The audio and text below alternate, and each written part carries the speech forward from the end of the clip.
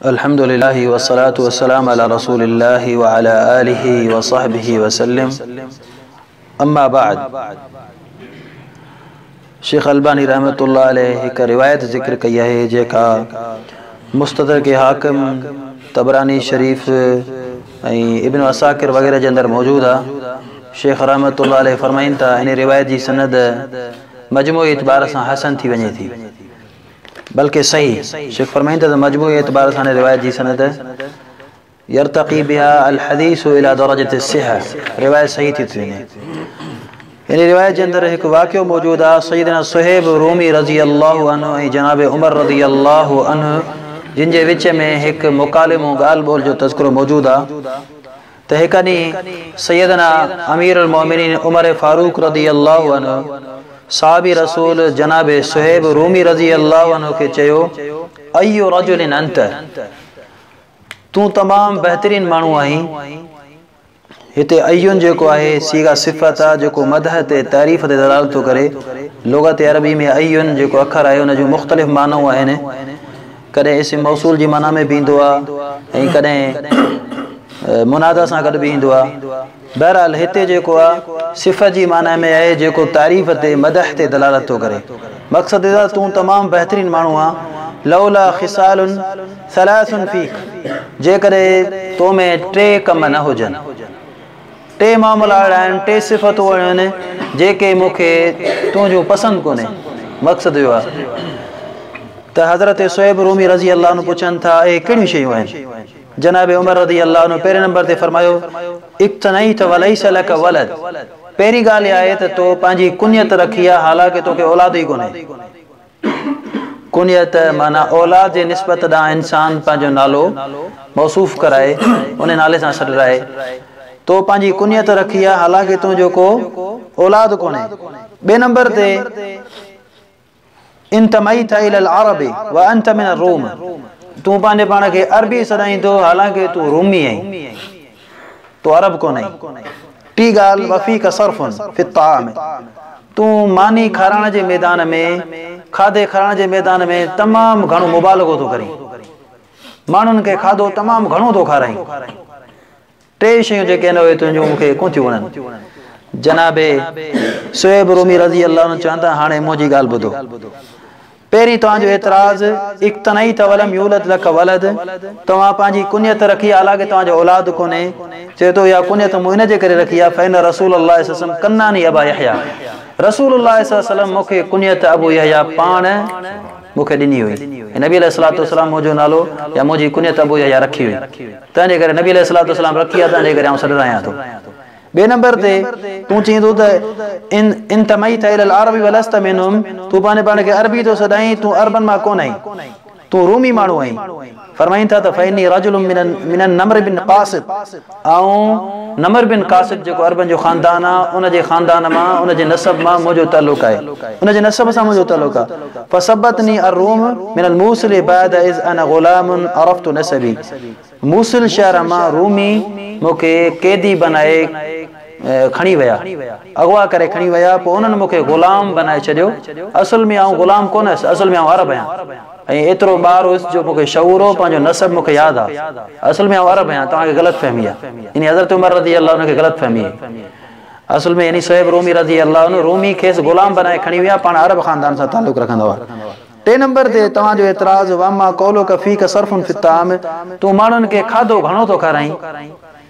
फ़इनी समिअतु रसूलल्लाह सल्लल्लाहु अलैहि वसल्लम यक़ूलु ख़ियारुकुम मन अताम ताम,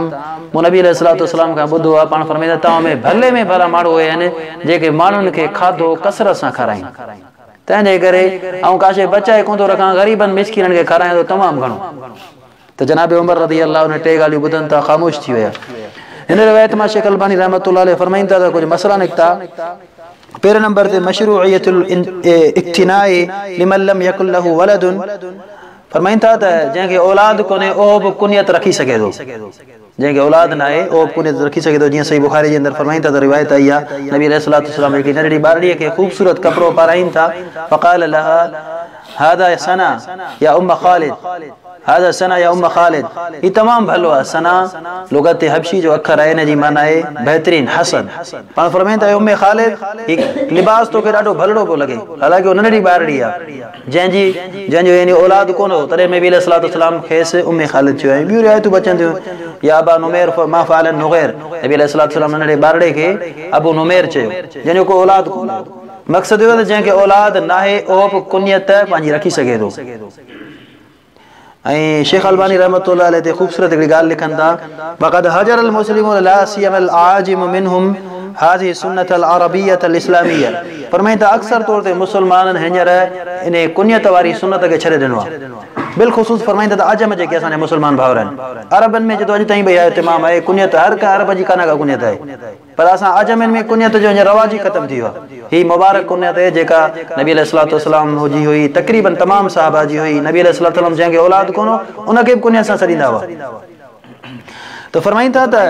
तंहिंजे करे असां शेख फरमाईंदा त मुस्लमाननि खे बिलख़ुसूस जेके अजमी भाउर आहिनि उन्हनि खे मुंहिंजो मशवरो आहे त पंहिंजूं कुनियतूं ज़रूरु रखनि इन अज़ीम सुन्नत खे ज़िंदा कनि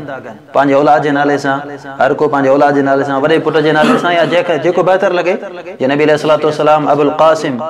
पंहिंजी कुनियत छॾाईंदा हुआ त माण्हू पंहिंजे औलाद जे नाले ते कुनियत ज़रूरु छॾाए ऐं फरमाईंदा त शेख रहमतुल्लाह अलैह वाक़ामु मक़ाम हाज़िही सुन्नह अलक़ाबन मुब्तदिअ चए थो असांजे अजमी जेके मुस्लमान भाउरनि जी आदत आहे हालांकि सुन्नत में जेको तरीक़ो आहे त कुनियत इंसान पंहिंजी रखे सुञाणप जे लाइ त फरमाईंदा त असांजे जेके अजमी भाउर आहिनि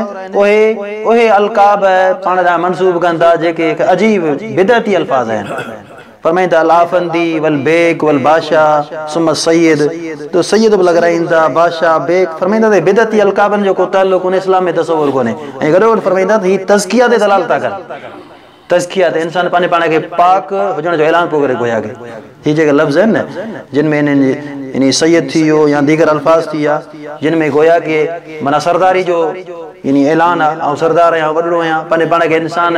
वॾो पियो सम्झे शेख फरमाईंदा त मुब्तदी अल्फाज़ हिन खां बचणु घुरिजे ऐं जेका प्यारी मुबारक सुन्नत आहे मशरू सुन्नत आहे कुनियत उनजो तव्हां इतिमाम कयो यानी दीन इस्लाम तरग़ीब ॾियारी आहे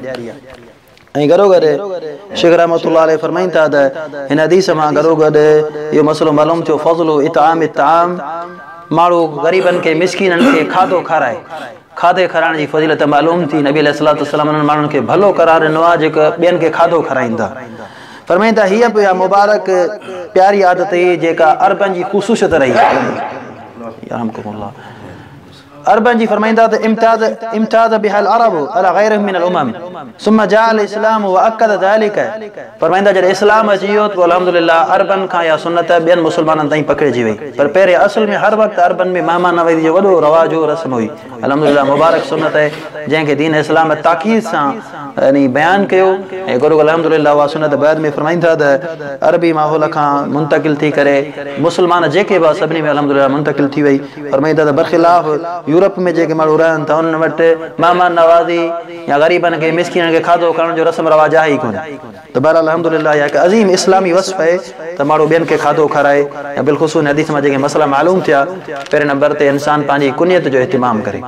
कुनियत भले औलाद न थिए पहिरें बि तव्हां कुनियत रखी सघो था रखणु घुरिजे ज़रूरी आहे ऐं हिकु मुबारक सुन्नत आहे जंहिंजो इहतिमाम करणु घुरिजे इंशाअल्लाह हिन सां बरकत थींदी ख़ैर थींदो ऐं ॿिए नंबर ते ग़रीबनि मिसकीननि खे हर को इंसान पंहिंजे हाल सां कुझु न कुझु खाधो पीतो खाराईंदो रहे ऐं जंहिंजा दरवाज़ा ग़रीबनि मिसकीननि जे लाइ खुलियल हूंदा रब्बुल आलमीन जे लाइ आसमान तां रहमत जा दरवाज़ा पंहिंजे ख़ज़ाननि जा दरवाज़ा इंशाअल्लाह ताला खोले छॾींदो इहो माण्हू हदीस जे मुताबिक़ बहितरीन इंसान बणिजी वेंदो अक़ूलु क़ौली हाज़ा व अल्हम्दुलिल्लाहि रब्बिल आलमीन।